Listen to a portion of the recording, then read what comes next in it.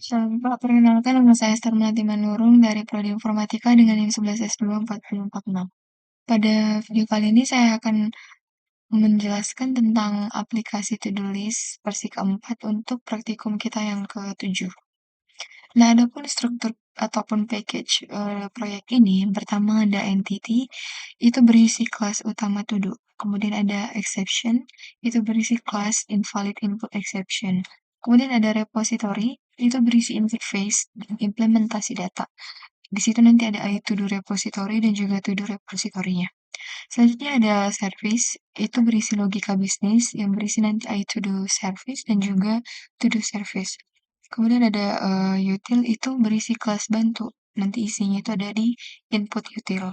Kemudian ada view, ini berisi tampilan konsol ataupun nanti di bagian to-do view-nya. Dan terakhir itu ada app ataupun main programnya itu sebagai kelas utama pada kodenya nanti.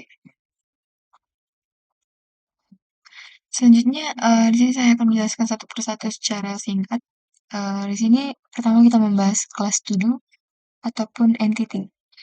Yang pertama nanti ada atribut, atributnya itu berisi ID, title, finish, dan variabel statis total untuk menghitung jumlah to do-nya. Kemudian nanti ada konstruktornya, di mana ini nanti ada overloading konstruktor untuk inisialisasi to do dengan variasi dari parameter. Kemudian metode pentingnya itu ada beberapa. Yang pertama ada set ID. Ini untuk otomatis menambah ID setiap objek barunya. Kemudian ada set title dan get title. Ini validasi judul. Harus huruf kapital dan minimal 6 karakter. Kemudian ada toString, itu untuk menampilkan to do dalam format ID, kemudian garis title, kemudian garis status. Kemudian ada kelas invalid input exception. Ini adalah turunan dari runtime exception-nya. Ini digunakan untuk menampilkan pesan error custom saat input tidak valid. Contohnya nanti jika judul diawali dengan huruf kecil ataupun kosong. Selanjutnya ada interface to the repository. Ini berisi kontrak method untuk operasi data, repo get all to-dos, kemudian add, lalu remove, update, sort, dan juga search. Nah, selanjutnya ada kelas to the repository. Ini nanti ada atributnya, yaitu array to do ataupun data dan konstanta maximum size, yang dimana fungsi utamanya itu tentunya untuk menyimpan data, kemudian menghapus dan memperbarui berdasarkan ID, kemudian mencari to do berdasarkan keyword, kemudian mengurutkan to do berdasarkan ID, title, ataupun status. Kemudian nanti ini menggunakan komparator dan array sort untuk sorting. Selanjutnya ada interface dan implementasi service. Ini nanti terbagi menjadi dua, yaitu yang pertama ada iToDo Service. Ini untuk mendefinisikan operasi bisnis. Kemudian kedua ada To-Do Service, ini untuk mengimplementasikan logika. Itu yang pertama ada validasi input, kemudian penambahan, penghapusan pencarian, dan juga update to-do, dan yang terakhir itu pemanggilan repository untuk memanipulasi data. Selanjutnya ada kelas input util. Ini nanti untuk menyediakan metode input atau string info untuk membaca input dari si user. Kemudian nanti akan melempar invalid input exception jika inputnya kosong. Kemudian ada kelas to view atau tampilan pada menunya. Nanti ada 5. Yang pertama ada tambah, ubah, cari, urutkan, dan juga hapus. Kemudian nanti di sini akan menangani semua interaksi dengan user, kemudian menangkap dan menampilkan pesan error dengan try catch. Selanjutnya kita masuk kepada kelas app-nya atau main programnya atau menu utama. Di sini nanti akan membuat instance dari to-do repository, service, dan juga view. Dan kemudian akan menjalankan aplikasi dengan to-do view, view show to-do. Nah, adapun alur kerja programnya, di sini saya sudah membuatnya lebih sederhana. Yang pertama, nanti akan ada input user yang diterima di view, kemudian akan diteruskan ke service untuk diproses. Nah, kemudian service memanggil repository untuk mengelola datanya, lalu entity akan digunakan sebagai model data utamanya. Sebelum masuk pada kesimpulan, di sini saya akan menambahkan code yang sudah saya buat. Di sini saya akan menjelaskannya secara singkat. Yang pertama ada entity to do Java di sini. Nah, Di sini ada kita temukan public class to do. Ini untuk mendefinisikan class to do sebagai blueprint untuk objek to do-nya. Kemudian di sini ada public static integer total sama dengan 0. Ini untuk variabel static untuk menghitung total to do yang sudah dibuat. Nah, pada bagian ini atribut tiap to do, yaitu ID yang unik, kemudian ada title ataupun judul dan juga finish sebagai status selesainya. Kemudian pada bagian di sebelah sini, ini untuk memberi ID otomatis tiap to do dibuat atau increment totalnya nanti. Nah, selanjutnya pada bagian ini adalah konstruktor default yang dimana membuat to do baru dengan ID otomatis. Selanjutnya pada part yang di sini ini adalah konstruktor dengan judul yang memanggil validasi set title, lalu set ID dan juga title. Nah, pada line yang selanjutnya ini adalah konstruktor lengkap yang dimana di sini ada title dan juga status finishnya. Kemudian masuk untuk getter untuk ID yaitu pada bagian ini.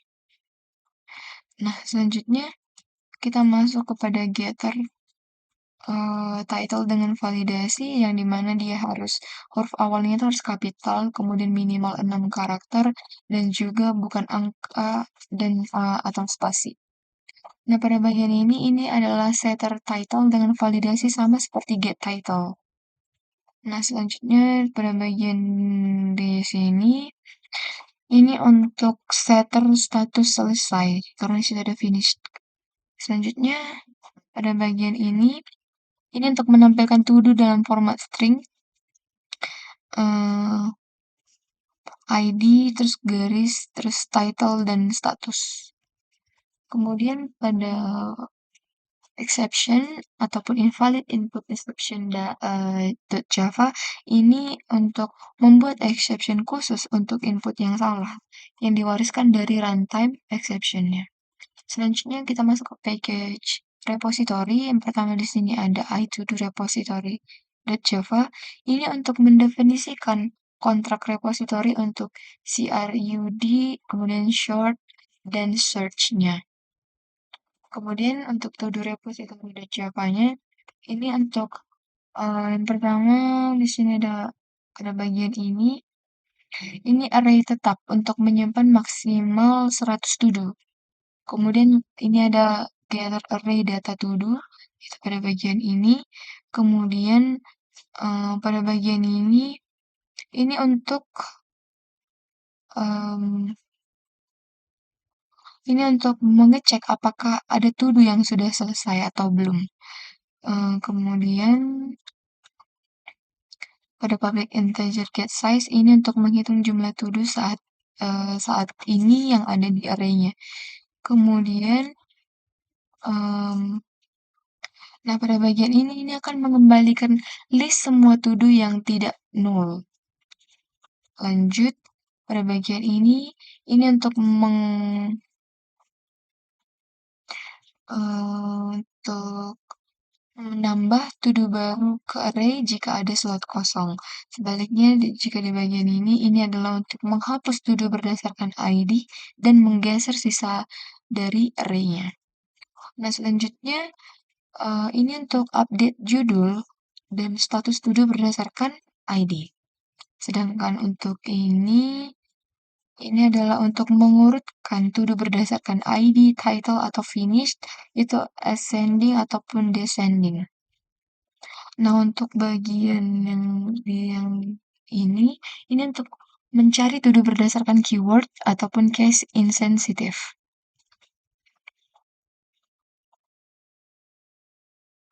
Pada bagian ini nanti untuk menunjukkan datanya, menambah, menghapus, mengupdate, mencari, mengurutkan, seperti itu.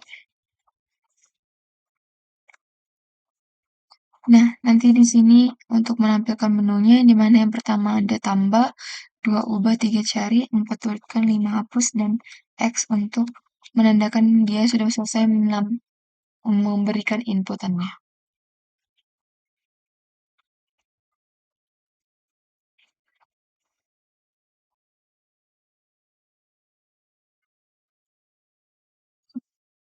Baiklah, di sini saya akan lanjut untuk bagian dari main programnya ataupun app.java-nya. Nah, di sinilah nanti akan dijalankan semua atau di sinilah gabungan dari semuanya yang tadi, yaitu ada repository, package repository, kemudian package service, dan juga package view-nya atau tampilan yang akan diberikan kepada si usernya nanti.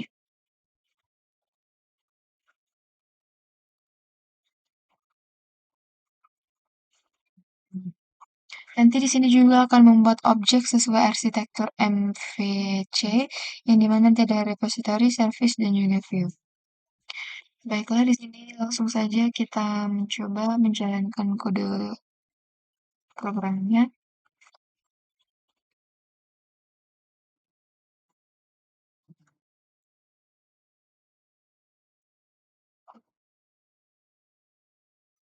Semisal kita ambil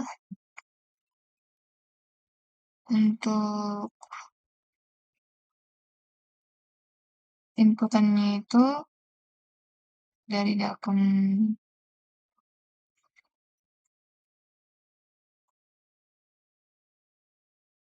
Nah, maka dia keluar inputannya. Mari kita cek.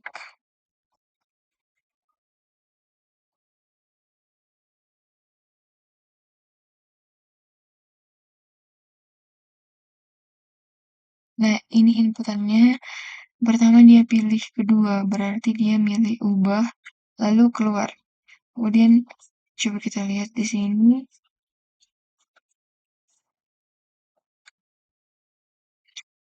Nah, di sini ditampilkan dia mengubahkan. Tadi inputannya itu dua. Dia memperbarui to do. Bisa dilihat di sini, kemudian ditampilkan daftar to-do-nya. Lalu tadi inputannya itu ada X, berarti dia keluar. Jika dia memilih memasukkan inputan tanda seru, berarti pilihannya tidak mengerti karena di menu ini tidak ada pilihan tanda seru. Bisa dilihat di sini bahwa expect output dan juga actual outputnya sudah sesuai. Um, Kita lanjut pada kesimpulan, yang dimana kesimpulannya bahwa program ini menggunakan konsep OOP, encapsulation, abstraction, dan juga interface. Kemudian ini memisahkan tanggung jawab dengan layered arsitektur, kemudian ini memiliki validasi input dan error handling yang baik, dan dapat dikembangkan lebih lanjut menjadi aplikasi GUI atau berbasis database. Baiklah Pak, demikian yang bisa saya jelaskan. Saya mohon maaf apabila ada kesalahan dalam pengucapan. Sekian Pak, terima kasih.